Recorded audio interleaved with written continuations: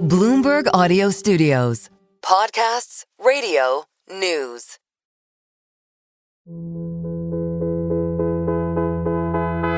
Welcome to Everybody's Business. I'm Max Chafkin. And I'm Stacey Vanek Smith. And Stacey, I can tell by the din of plutocrats chattering in the background that you are joining us from Davos, Switzerland. You are at the World Economic Forum, where there's been a ton of news. Those are some amazing ears you have, Max. Yes, indeed. I am in Davos, Switzerland. Is that Larry Fink? Is that Jamie Dimon? In the background. It might be, honestly. It is quite a scene here. I've never been before, but there's been a lot of news this week, and I'm excited to fill you in on it. And I'm also excited to be inside where it is warm. Harvard economist Ken Rogoff will join us to talk about some of the sort of big economic issues that have come out of this conference and Trump's speech. And then, Stacey, we have a treat. I will talk to Businessweek contributor, menswear guru Derek Guy about the do's and don'ts and maybe do, maybe don'ts of Davos, as well as his new essay about how to bring back American manufacturing in the fashion industry. I'm intrigued. Last but not least, underrated story, Stacey, it's deja vu. Lululemon leggings, they are not covering enough skin anymore again. Again? Oh my gosh. So, Max, yesterday was a very big day here in Davos. I believe it made worldwide news, but President Trump came and gave a talk. He spoke for about 90 minutes here at the World Economic Forum on the main stage and brought up many things. But, of course, the main event was Greenland. Were you there, Stacey? Were you in the room? I 100% was in the room. I waited in line for 2 hours because it was so intense. There were apparently around like 900 people in the room. I mean, it was packed. And I have to say, I have never heard that many people be so quiet as they became at moments during his speech. It was really something. It's great to be back in beautiful Davos, Switzerland, and to address so many respected business leaders, so many friends, few enemies, and all of the distinguished guests. It's a who's who, I will say that. Friends, enemies, and the distinguished guests. Stacey, you were among them. I mean, the big question going into this speech, Trump had basically been threatening to use military force in Greenland. That didn't happen. I guess that was the big news that came out of this speech. Trump was like, yeah, you were all worried that I was going to attack Greenland, but no, I'm not going to do that. That's true. Yes, that was a big moment. I feel like there were three big moments in the speech. The first one, for about 20 minutes, he just talked about energy and oil and his accomplishments as president. And I felt like everyone kind of started to relax, like look around, look at their phones, talk. There was some nervous laughter. And then Greenland came up and everybody just went totally quiet. And then, yes, exactly. There was the moment that Trump said, we will not attack, America will not attack. He said it a bunch of times. And there was like people sighed and gasped. Like it was the mood was like nothing I've ever experienced. So I think people were quite relieved. But then there was also this moment after that, which did seem still kind of menacing, which is when President Trump said over and over, like, you know, we've paid into NATO. We've never gotten anything back. We want Greenland. Give us Greenland. He kept calling it this big piece of ice. Yeah, and then confusing it with Iceland, and then Carolyn Levitt was like, he did confuse it with Iceland. He didn't confuse it. It was Ice Spaceland.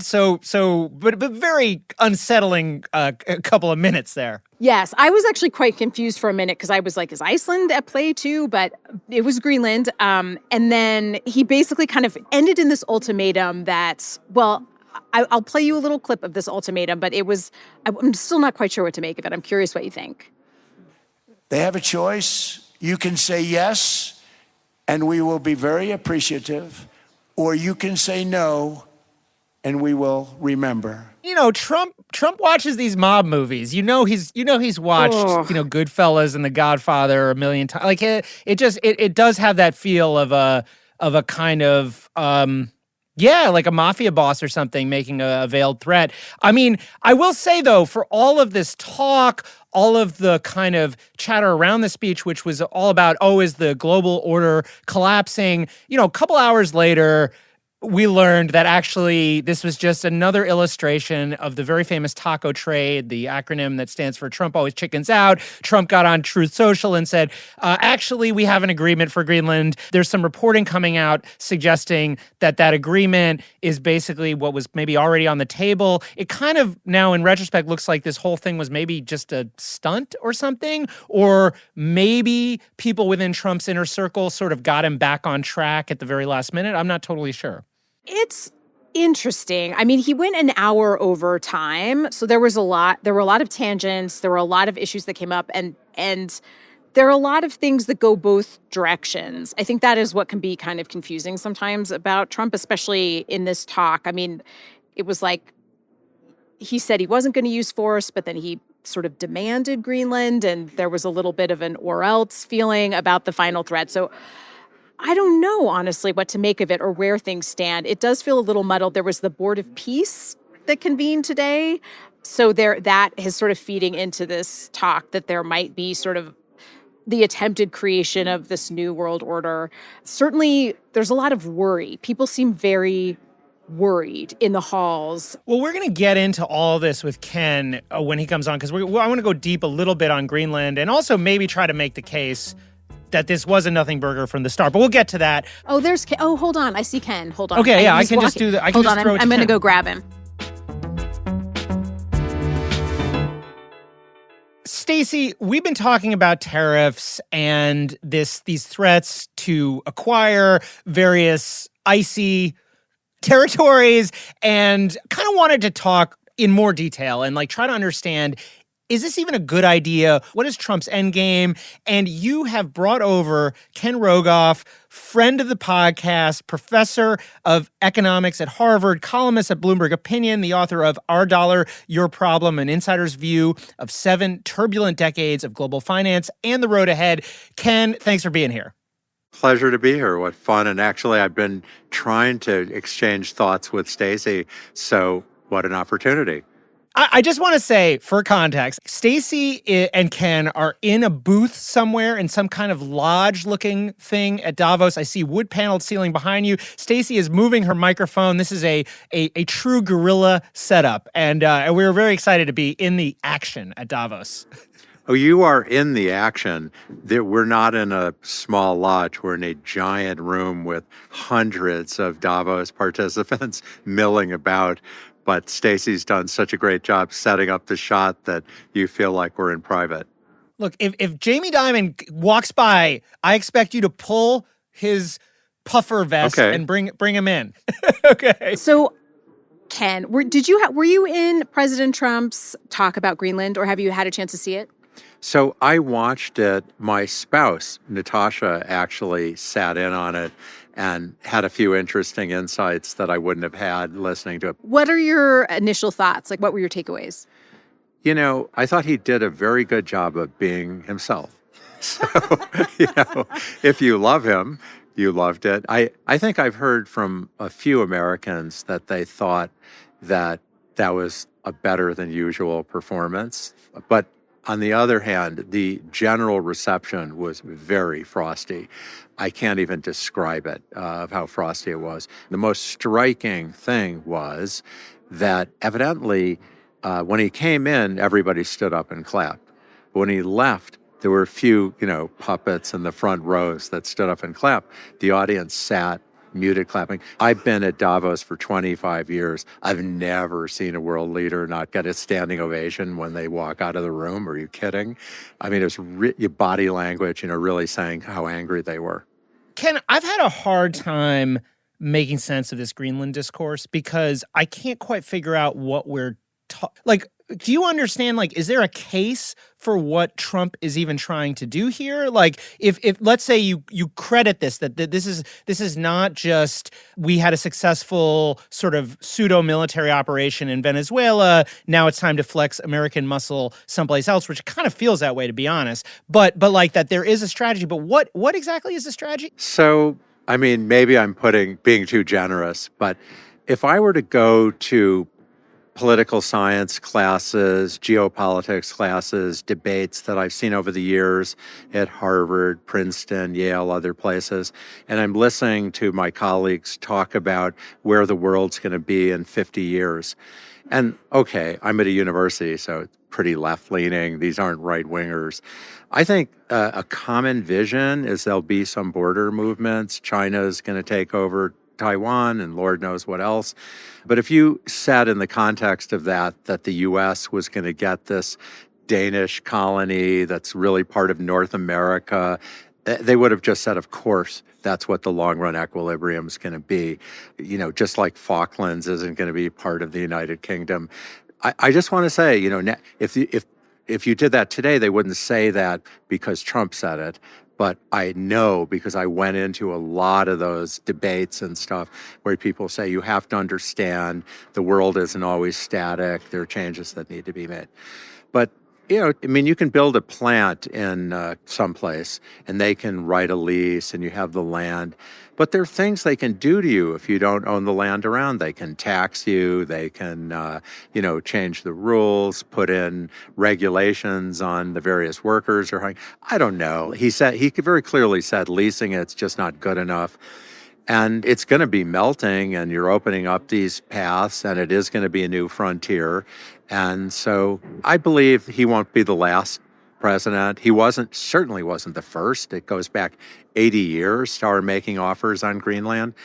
So. Oh, really? Oh, yeah. I'm forgetting it was Truman made an offer, I think, in Greenland. I can't remember what he offered. Yeah, this is a big part of Trump's case for why this is like totally reasonable. And Trump in his speeches about this has also compared it to the purchase of Alaska during the Jackson administration. Well, Alaska was for sale, of course, which was different, and Greenland's not for sale. But yeah, and then he made a case after World War II that we actually, chased the Nazis out.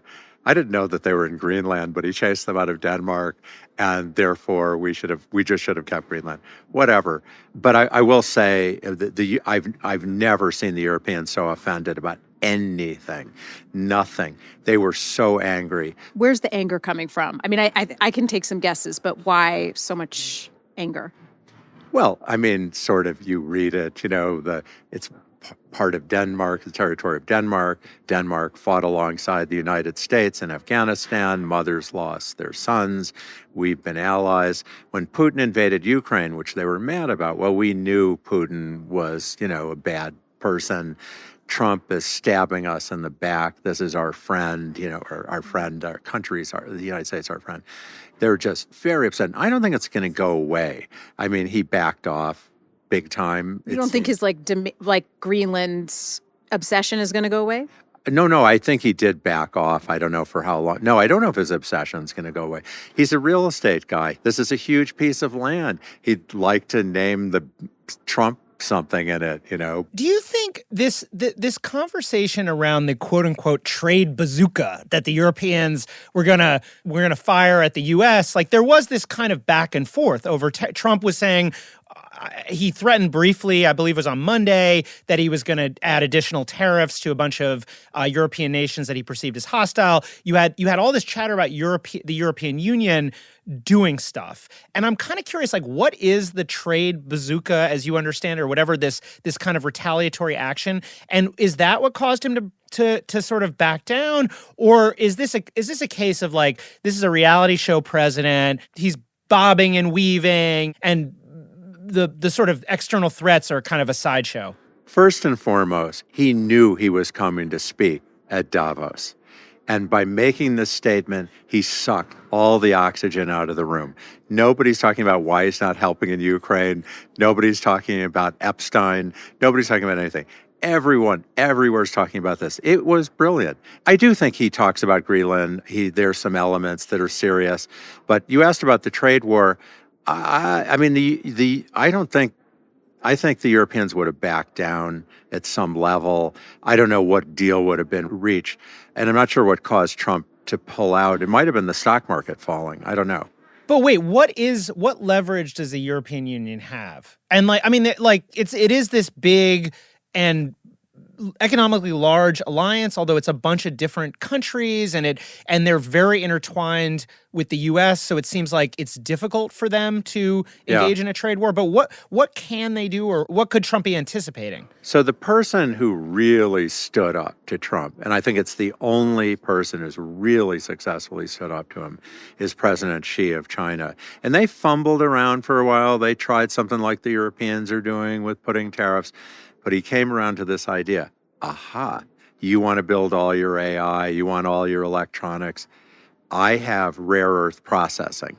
That's actually what they have. And it's going to take you years. I'll give it to Europe, but you can't have it. And boy, it was like turning a surgical knife. And the Europeans instead have this blunt weapon, which isn't all that credible. I mean, throwing out a, full-scale trade war without getting into the nitty-gritty, I think the U.S. has what we would call escalation dominance. I mean, there's more stuff we can do to them than they can do to us. They were going to lose that. I think in truth, Trump got something important out of it. He made a point, and most importantly, he got all the attention. He got people talking about something else. There's so many things to complain about with the United States, and then he manages to redirect the conversation. The guy is very good at this. What do you think is going to happen with Greenland? Do you think this is like a serious thing? Do you think this is going to be a targeted, consistent ask, or do you think smoke and mirrors? Within your lifetime, Greenland will be part of the United States. That's what I would say. Really? Yeah. Whoa. I mean, I think there are many Ken people who Rogoff, have this vision. prediction. have this. Well, I may not be alive for you to tell me I'm wrong. But many presidents have said this. Many political scholars have said this. It's like some things when Trump says it, then it becomes unpopular. But the core idea that, it's part of North America, that we have a big security interest in it, and we need total control. This isn't just a Trump thing. I have said this to the European press, too. I mean, they're shocked. But if you go, it's very easy to go show that a lot of people have been saying this, not just politicians, that the world isn't static. Would we potentially lose like Hawaii to Australia or something? Good question, Stacey.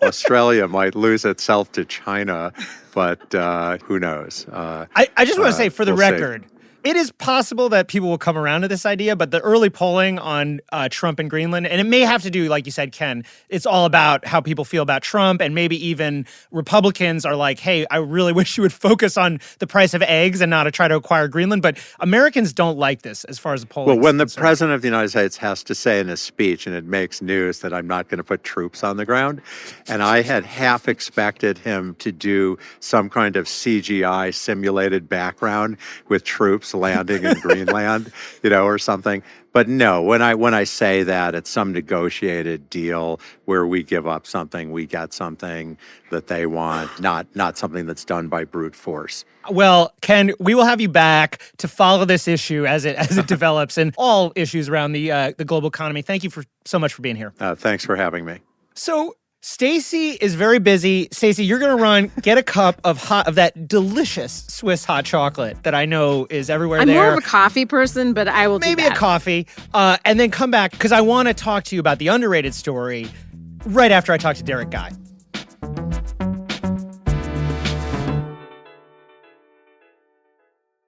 Stacey and I have been talking on this podcast and in podcasts before this one about Trump's big plans for remaking American manufacturing. He wants to export everything. He wants tons of factories.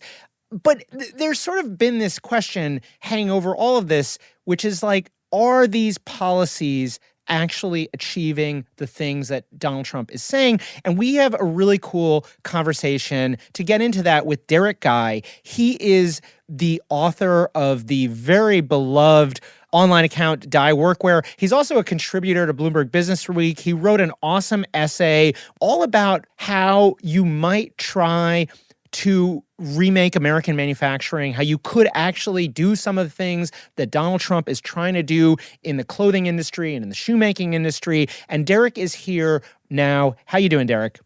I'm doing great. Thank you so much for having me on. So just to start, You are an expert in kind of like menswear and men's fashion. And of course, that is a thing that people talk about as an aesthetic, as a sort of as an art form or whatever, as an artifact of culture. But it's also a big business. And it's a big business for a bunch of countries, particularly European countries as well as Japan. Talk to us about kind of your theory that you lay out in this essay of how the U.S. could try to take some of that market share or maybe carve out a related space for itself.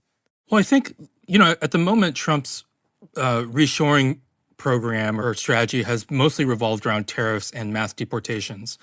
And my proposal is that we should look at countries that have transitioned to post-industrial economies and yet have still held on to a meaningful portion of their garment manufacturing sectors.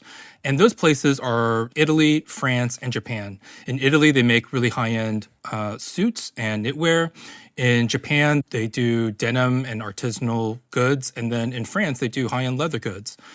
And when you look at those countries, along with the government support, like Japan has tremendous support for their industries, they've basically held on to the sectors that do high-end craft production. They are not making $10 t-shirts and $30 jeans. They're making things that cost thousands of dollars. And it's not like the average person within those countries is buying an Italian suit and Hermes handbag. Most of these products are being shipped abroad to a luxury foreign market. And so my proposal in the article is that instead of raising tariffs and focusing on mass deportations, we should use the arm of the government to move the U.S. garment industry upstream to high-end tailoring, fine knitwear, complicated outerwear, Goodyear welted shoes, things that reward craft production and can provide much more stable and high-paying jobs for American workers. All right, there's a ton to get into here, but I just wanted to ask to start, what's the state of the U.S. garment industry today? Because there was a time, now I probably have to go pretty far back, maybe even a century, when the U.S. had a huge garment industry. And where are we today? What is made in the U.S.? Like, what are we starting with in terms of making clothing here? There is some parts of garment manufacturing and shoe manufacturing in the U.S. still operating. Alden Shoes, Raincourt, the Rochester Taylor Clothing Factory. All of these companies are still making high-end goods. Some of these products are purchased domestically, but a lot of it is being shipped abroad. I think a lot of it has withered partly because the U.S. government has never really supported its garment industry. So to give an example, about 10 years ago, Cone Mills— denim wear maker? Yes, they were making selvage denim in North Carolina. And selvage denim is a much higher-end kind of denim. That's the denim you never wash, right? Well, that gets into online debates. Sorry, I don't want to get us into a deep rabbit hole there. But essentially, when they closed, that part of the garment manufacturing sector was gone forever. And I think what the government should have done was it should have provided subsidies to keep it running. And so that American denim manufacturers can do a true American-made jean from fiber to finish and export that abroad. And we can say, this is coming from the country that literally invented jeans. And that is, I think, when you combine craft production and do it from start to finish in the U.S., fully made in the U.S., you can sell that jean abroad for $400, possibly $500. There are Japanese makers that are selling jeans for that amount. And so my question is, why is it that the U.S. invented so many amazing clothing styles, from the sack suit to jeans, the shot perfecto, the 60-40 mountain parka? I mean, you could go down the list. The U.S. has invented so many clothing languages, and yet the people that are profiting off of U.S. clothing language are other countries. Didn't protectionism or a lack of protection play a role in the decline of these industries? I mean, it's kind of partly why Donald Trump got elected, is that we allowed our manufacturing base to move to lower cost countries, right? That's and so true. I'm kind of curious, like, do these European countries, France and Italy, have they been able to deploy kind of protectionist policies to protect their high-end whether it's high-end suiting in Italy or handbags in France? Or is this more just a sort of just chance? It's just certain products have managed to stay in these high-wage countries. Well, to answer your first question, it is true that the U.S. used to make much more of its clothing. In I think the 1960s, the average U.S. household spent something like 10% of its annual income on clothes, and about 95% of that was made domestically. Now it spends somewhere around 4% of its annual income on clothes, and only about 4% of that is made domestically. But I think, protectionism doesn't really solve the issue because the average customer today is not the average customer in 1960. In 1960s, men were wearing tailored suits and women were wearing pleated dresses. A lot of that has been replaced by much simpler clothing. If you think of a t-shirt, that's just 5 panels, front and back panel, 2 sleeves, and a collar, fairly straight seams, no interior structure. Early 20th century was considered underwear. So people are buying much simpler clothes, they're buying cheaper clothes, and they are resistant to buying complicated, expensive clothing. So if you want to just make it a domestic market, the average person does not want expensive, complicated clothing. They want cheap clothing. And to me, that is not a reliable path to economic mobility for the average U.S. worker. I think the real economic upward mobility comes from sectors that reward craft production, especially since we're facing possibly an AI robotics revolution where factory workers could be replaced by robots. And so the future, I think, is for that kind of garment worker, the future is higher end craft skill, and then products where the consumer values the idea that something was made by a person and not a machine. If you look at people buying Italian suits, they revel in the idea that something was sewn by hand. That's the reason why they're buying it. They want that kind of, essentially a status marker. It sounds like you're looking at Trump's policy and you're saying, like, this isn't actually necessarily helping. Are the tariffs counterproductive here, or are they just addressing kind of a different issue? I think they are counterproductive for 2 reasons. The first and most obvious reasons is that the U.S. needs certain inputs to build luxury goods. Let's say cashmere yarns, because we don't have the environment to grow those animals and to, spin the yarns and, kind of produce that kind of fabric. So that's the first and most obvious. The second reason why tariffs are counterproductive to building a luxury industry here is because other countries have agency.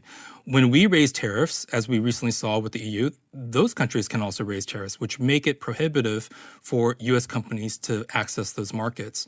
When U.S. companies can't access those markets, those countries are then turning to other trade partners to strike deals.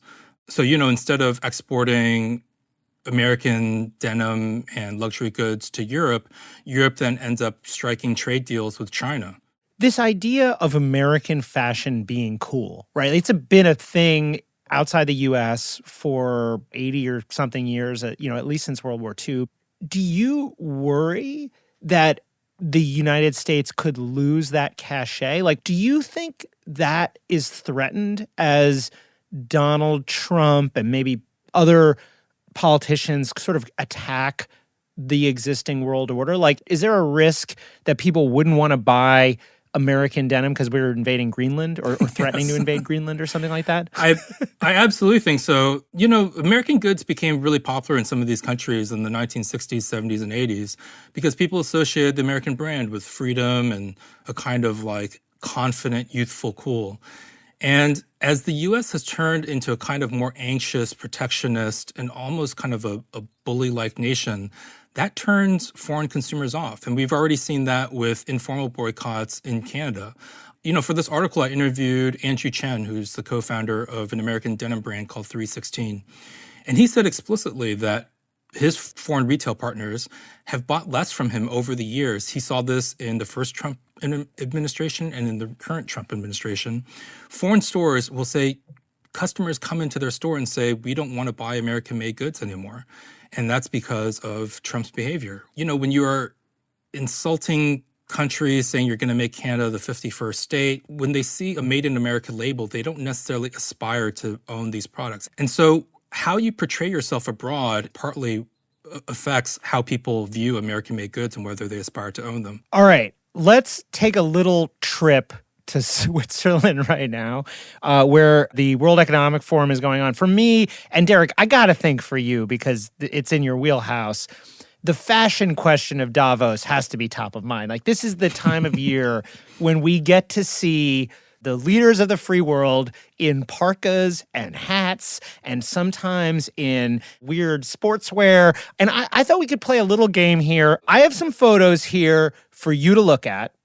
And we're calling it Davos Hot or Not. And I was thinking we could go through them and just kind of get your reaction to the outfit. And also, what does it tell us about the current state of global relations?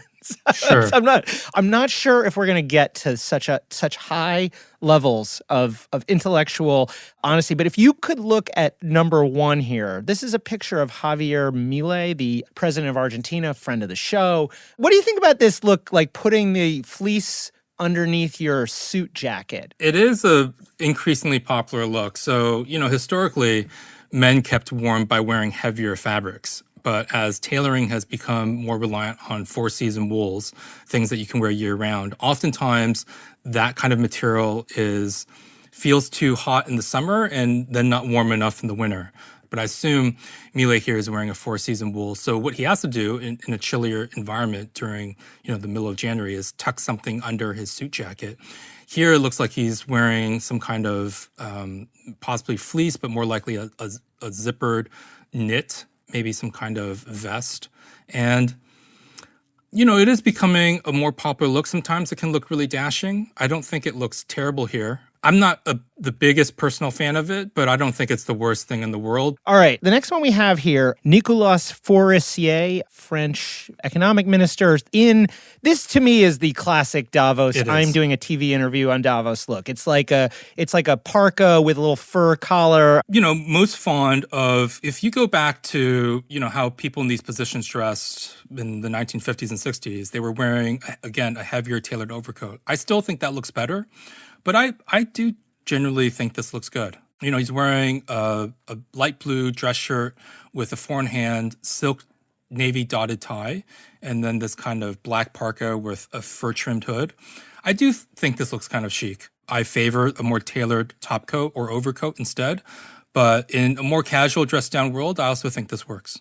All right, last one. Now, this guy is a fashion icon, whatever you think about him. Elon Musk, sporting kind of a variation on his classic look, which is like a T-shirt with some kind of sports coat or suit jacket over it. I'm guessing you're not going to be a huge fan of this. I just think it would look better if he got a fuller pair of jeans and swapped the suit jacket for a sport coat, which is a slightly more casual garment made from usually a textured fabric.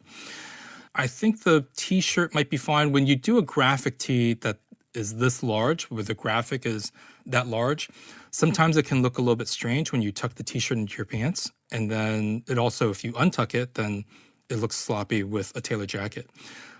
I would encourage him to swap the T-shirt for just something that doesn't have a graphic on it or is a smaller graphic, or just choose a more casual button-up shirt. Maybe a nice high-end American T-shirt, some Aldens, do we have any American-made sport coats? Derek Guy, thank you so much for being here. Thank you so much for having me on. I really appreciate it. All right, listeners, if you want to see all of the cool Davos fashion that Derek and I were just talking about, you can go to Bloomberg.com/everybody's. That's everybody's with an S, just like when you email us. And we've got some of these visual aids up there right now.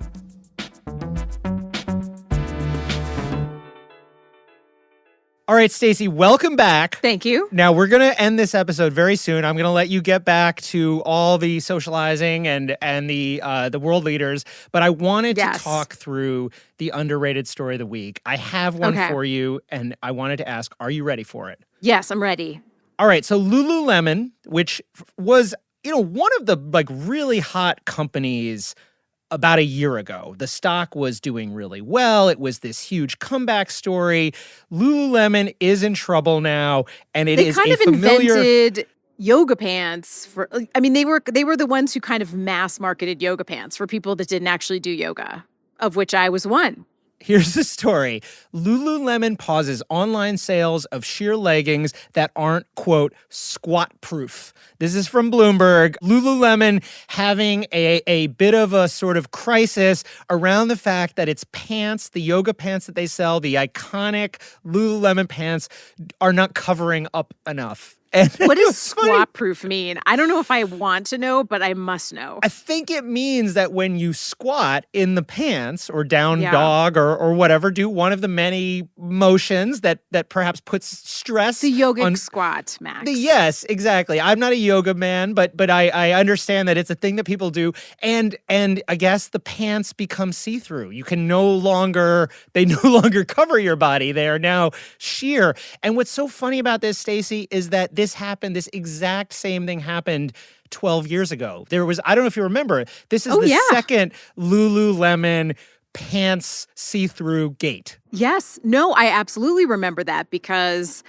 they had been kind of been able to do no wrong. They were sort of I think it was Lululemon who was sort of responsible for the rise of athleisure. They were fancy clothes and they looked really good and you could wear them out and they were very expensive, but it was an investment yoga pants. But yes, then they had transparency problems. And I have to say, it's just I just don't understand how this happens. It just seems like that is an important thing that you and your R&D lab would want to check, that did the pants work. You need, instead of crash test dummies, you need squat pant dummies. I mean, the other thing that's happening is Lululemon, its stock has totally collapsed over the last, 12 months or so. It had recovered a lot. The stock was way up at the beginning of 2025. It's now down something like 50%. You have the founder of the company, Chip Wilson, the guy from the last sheer yoga pants kerfluffle, writing open letters to the board, arguing for changes. And I kind of think the problem is basically that these yoga pants have become a commodity. And then you also have these higher end brands, Aloe and so on, that have kind of taken their market on the other side. Lululemon's kind of in the middle, and then their pants don't work. It just seems like a tough situation. Anyway, we will continue following this story. Listeners, if you have reports from the yoga pants wars, from the fronts of this emerging story, please let us know. Everybody's at Bloomberg.net. Everybody's at Bloomberg.net. We'd really appreciate it. And thank you all for the emails that you've been sending.